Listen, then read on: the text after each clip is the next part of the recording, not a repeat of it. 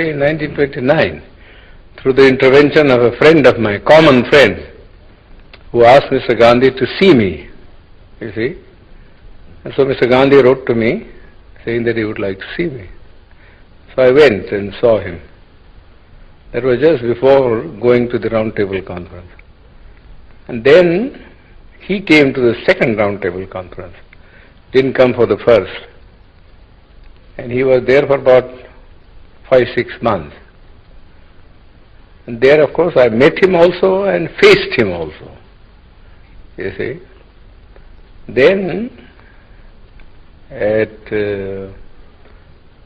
once thereafter, he also, after the signing of the Pune Pact, you see, asked me to come and see him. So I went to see him. He was then in jail, you see. But that's all the time that I have met him. But I always say that as I met Mr. Gandhi in the capacity of an opponent, I have a feeling that I know him better than most other people because he had opened his real fangs to me, you see, and I could see the inside of the man.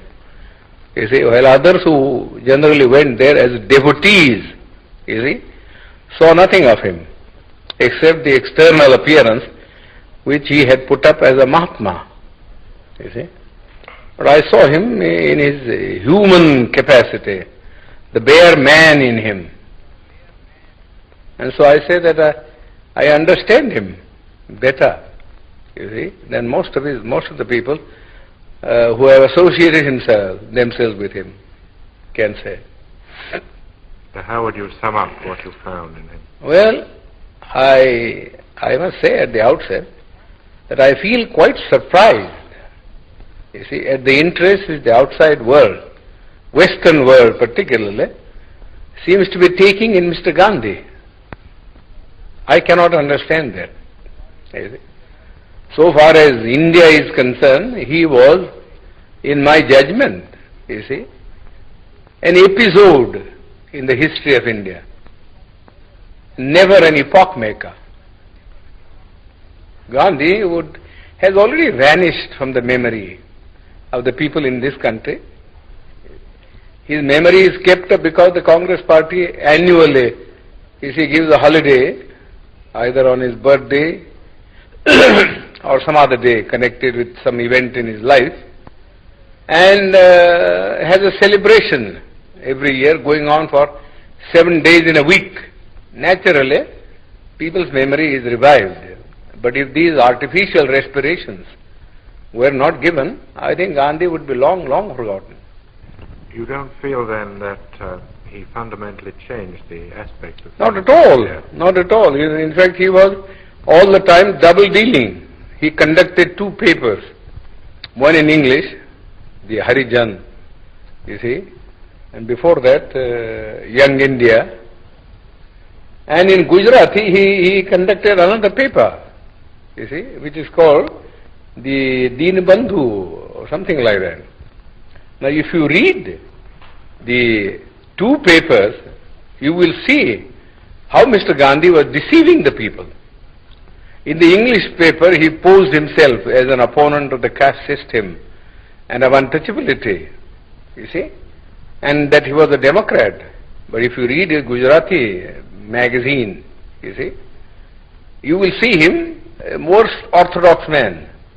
He has been supporting the caste system, the Varnashram Dharma, and all the orthodox dogmas, you see, which has kept India down, you see, all through ages.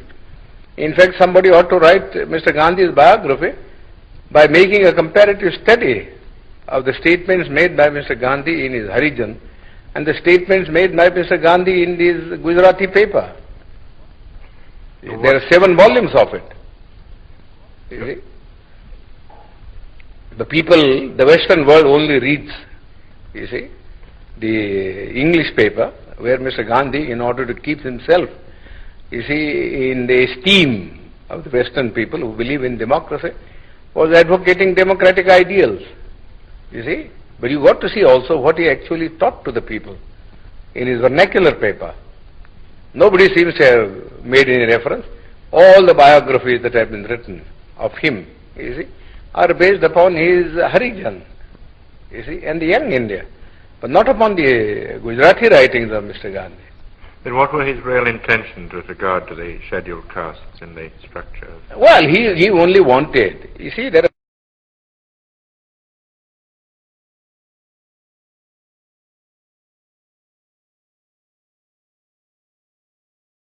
Mr. Gandhi.